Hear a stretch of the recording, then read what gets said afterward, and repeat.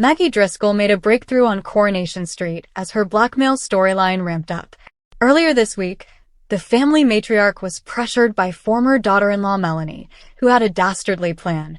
Melanie arrived in Weatherfield last month following the revelations regarding her son Will and his athletics coach Megan Walsh. Melanie has attempted to bring Will back to Scotland with her, but found ex-husband Ben hard to convince. Knowing that simple words wouldn't do the job, Melanie visited Maggie in hospital earlier this week and urged her to convince Ben to let Will move. If Maggie didn't comply, Melanie threatened to tell Ben that Maggie had killed his father, Alan. Tonight's episode of the ITV soap saw Maggie continue her rehabilitation following her stay in hospital, with Tim and Sally Metcalf greeting her with some friendly barbs as she made her way downstairs into the Rovers.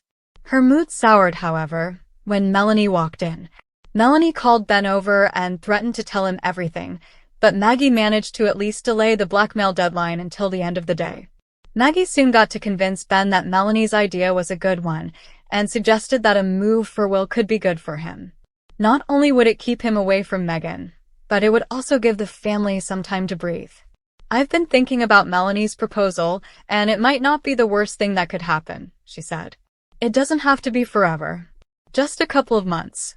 Kill two birds with one stone. Melanie feels she's doing her bit, and we get our boy away from Megan."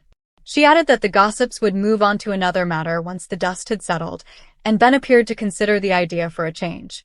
Of course, it's not a done deal, with the family still having to convince Will to move as well. Coronation Street airs on weeknights at 8:30 p.m. on ITV1 and streams on ITVX. Thanks for watching. Don't forget to like, comment, and subscribe to Coronation Street Scoop News Update.